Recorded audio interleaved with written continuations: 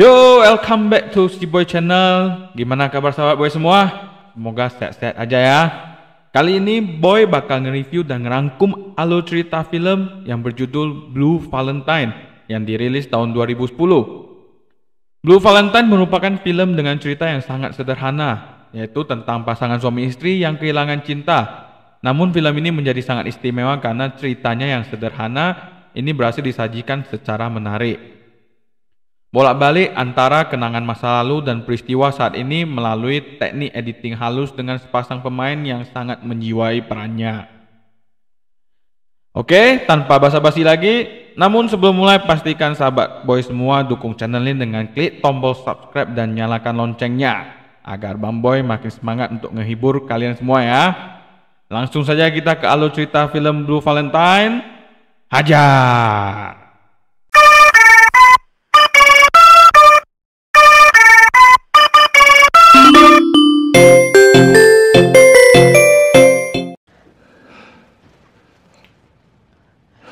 I can't do this anymore. Awal cerita diperlihatkan seorang wanita bernama Cindy. Cindy menaiki kursi roda sambil menjumpai pacarnya yang bernama Bobby. Saat itu, Bobby sedang smackdownan dengan temannya. Lalu sebagai sepasang kasih, ciuman pun sudah tak terelakkan lagi pastinya. Namun setelah selesai melepas rindu, Cindy pun pergi pulang dan meninggalkan Bobby.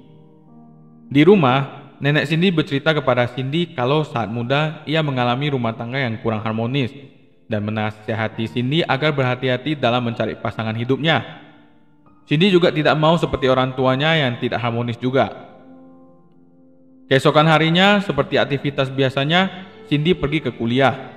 Setelah pelajaran selesai, ternyata Cindy melakukan pengencerotan dengan Bobby di atas sofa. Namun Bobby tak sengaja mengeluarkan cairan kentalnya itu di dalam yang membuat Cindy sontak kaget dan langsung ke kamar mandi untuk membersihkannya. Ayo, hamil kan? Sementara itu kita diperlihatkan kehidupan seorang pria yang bernama Dean. Dean mendapatkan panggilan untuk menghadiri sebuah wawancara kerja. Dean pun diterima bekerja sebagai petugas pemindah barang. Besoknya Dean mulai bekerja bersama satu rekannya yang bernama Marshall. Saat istirahat, Dean dan Marshall sering mengobrol membicarakan masalah kehidupan mereka masing-masing. Setelah selesai istirahat, mereka pun mulai bekerja membersihkan rumah yang berantakan sampai mengantarkan barang ke sebuah panti jompo. Setibanya di lokasi, mereka mulai membereskan barang-barang itu ke dalam. Di sana Dean bertemu dengan seorang kakek tua yang bernama Walter. Dean menjelaskan kepadanya di mana ia menaruh barang-barang itu semua. Ketika Dean selesai melakukan pekerjaannya dan akan pulang, ia melihat seorang gadis cantik yang ternyata adalah Cindy. Dan inilah adalah awal dari perjumpaan dan benih-benih cinta yang tumbuh perlahan-lahan. Lanjut, Dean dengan gentle mengetuk pintu rumah Cindy. Kemudian ia menanyai nama Cindy. Namun Cindy tidak menjawabnya.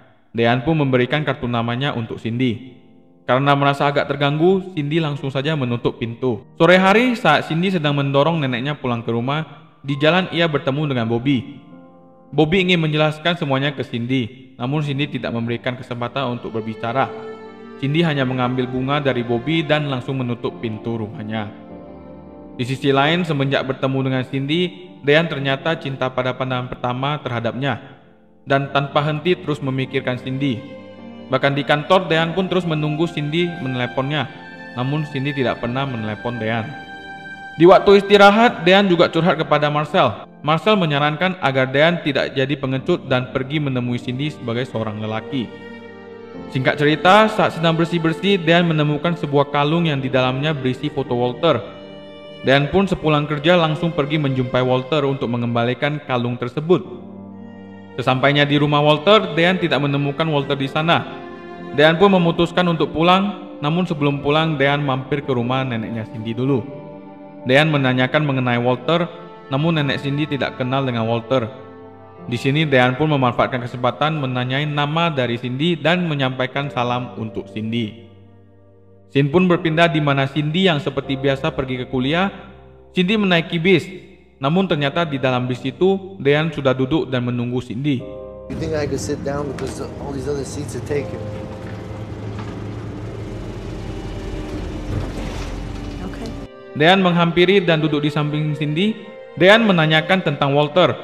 Ternyata Cindy mengatakan kalau Walter sudah kembali ke sisi Sang Pencipta. Di sana kemudian Dean menunjukkan kalung milik Walter ke Cindy, yang dimana di dalamnya ada foto Walter dan istrinya. Dean dan Cindy pun berbincang dan semakin dekat. Sampai malam hari mereka pun masih bersama, menelusuri jalan sambil bercerita tentang kehidupan mereka masing-masing. Dengan tujuan untuk memukau Cindy, Dean bermain ukulele sambil bernyanyi, dan tentu saja Cindy pun terhibur sambil menari-nari. Tak lama kemudian mereka pun semakin akrab. Sampai di dalam taksi ternyata Dean dan Cindy sudah beradu ciuman. Namun, supir taksi menegur Dean untuk tidak bermesraan di taksinya. Akhirnya mereka tiba di kamar dan langsung saja mereka melakukan pengencerotan yang sangat wow. Di pagi harinya saat di kuliah, Cindy melakukan tes kehamilan di toilet. Saat melihat tes pack, wajah Cindy seketika berubah. Ya, tentu saja ternyata Cindy hamil. Sepulang dari kuliah, Cindy menjemput Dean di tempat kerja Dean. Dean merasa ada yang disembunyikan oleh Cindy. Hal itu membuat Dean penasaran dan ingin tahu apa yang terjadi sebenarnya. Dean pun langsung memanjat pagar dan akan meloncat apabila Cindy tidak memberitahunya. Cindy pun langsung mengatakan kalau dia hamil dan menyuruh Dean turun. Dean seketika terkejut dan heran. Dean menanyai Cindy, apakah itu bayinya? Cindy menjawab, ia tidak tahu, mungkin iya, mungkin bukan. Dean pun kembali bertanya kepada Cindy, apa rencanamu selanjutnya? Apakah Cindy mau melahirkan bayi itu atau tidak? Cindy hanya menjawab, aku tidak tahu, dan langsung pergi dengan raut wajah yang bingung dan stres. Scene pun berpindah di mana Cindy yang sedang berbicara dengan suster di rumah sakit. Suster itu menanyai Cindy beberapa pertanyaan seperti apakah Cindy mengetahui lelaki yang membuatnya hamil dan apakah pengguguran ini disetujui oleh lelaki itu. Ternyata Cindy ingin menggugurkan kandungannya. Cindy hanya menganggukkan kepala dan menggelengkan kepalanya. Tak lama dokter pun masuk dan ternyata Cindy akan melakukan aborsi. Namun saat dokter ingin memasukkan alatnya, Cindy pun menangis dan menyuruh untuk menghentikannya. Dokter pun akhirnya membatalkan aksinya itu. Cindy pun keluar dari rumah sakit itu dan ditenangkan oleh Dean. Sesampainya di rumah, Cindy berbaring di ranjang dan mendengarkan pesan suara. Pesan itu berasal dari Bobby yang berisikan bahwa ia akan menghajar lelaki yang telah merebut Cindy darinya. Cindy yang panik langsung berusaha menelepon Dean. Namun karena sedang sibuk bekerja, Dean tidak mendengar panggilan dari Cindy. Tak lama di tempat kerja Dean, Bobby dan dua temannya datang menghampiri Dean dan bertanya mengenai orang yang bernama Dean. Dean pun menjawab kalau itu adalah dia sendiri. Tanpa basa-basi, Dean langsung dihajar habis-habisan sampai babak belur oleh Bobby and the gang. Dengan wajah bonyoknya, Dean datang ke rumah Cindy membawa bunga. Saat makan malam bersama keluarga Cindy, Dean bercerita tentang kehidupannya dan keluarganya. Usai makan malam selesai, Dean dan Cindy pergi menuju kamar, menyalakan musik dan melakukan pengencerotan di sana. Hedon emang. Singkat cerita, perut Cindy pun mulai membesar. Cindy dan Dean melakukan pernikahan secara sederhana. Di sana Cindy menangis bahagia dan terdengar janji sumpah setia sampai maut memisahkan. Mereka pun akhirnya sah jadi sepasang suami istri. Congratulations to Dean and Cindy ya.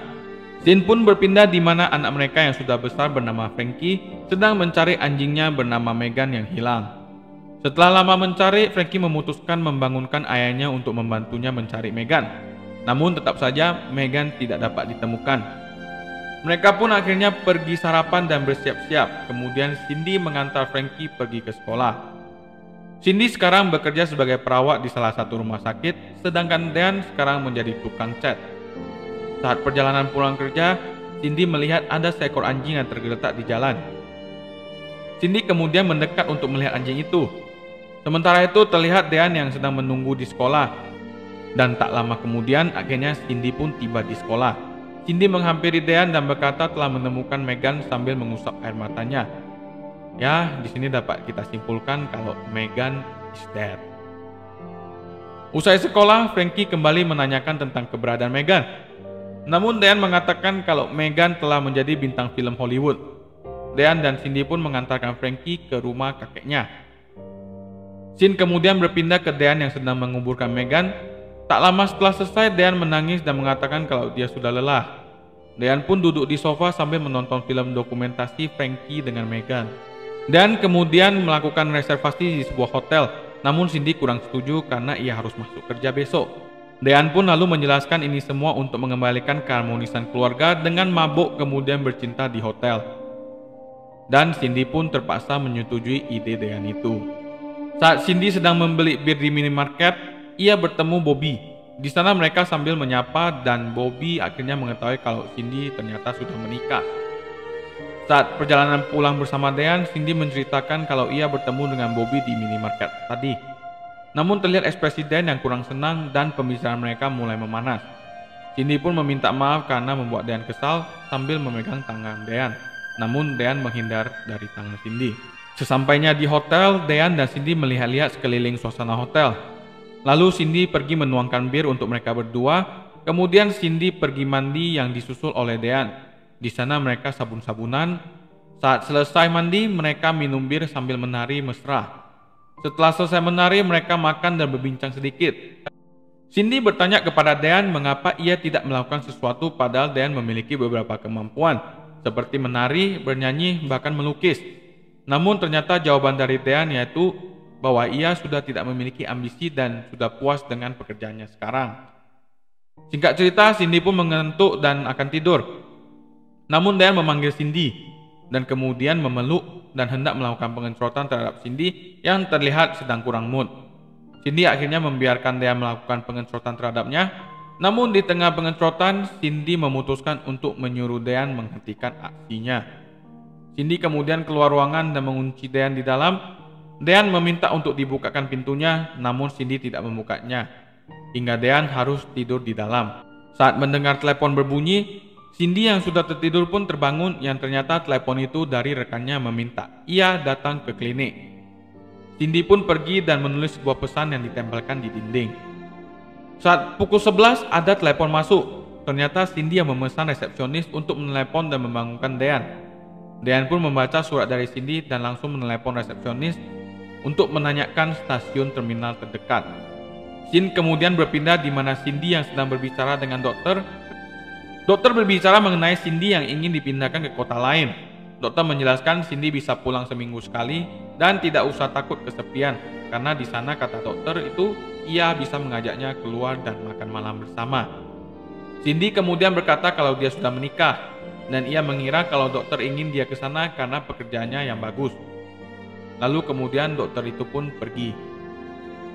Kemudian Dean datang menjumpai Cindy dan berkata Cindy meninggalkannya di hotel tanpa memberitahu Dean apa yang sedang terjadi. Yang membuat Dean sangat khawatir. Ia mengira ada sesuatu yang terjadi kepada Frankie. Karena tak ingin bertengkar di rumah sakit, Cindy mengajak Dean pergi. Namun di luar Cindy sangat kecewa melihat Dean yang menghampirinya dalam keadaan mabuk-mabukkan.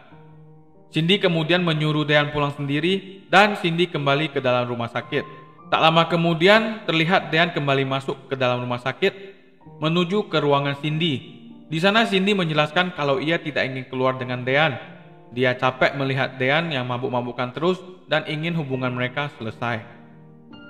Pertengkaran pun tidak terelakkan. Dean melempar barang-barang Cindy, namun dokter datang untuk menghentikan Dean.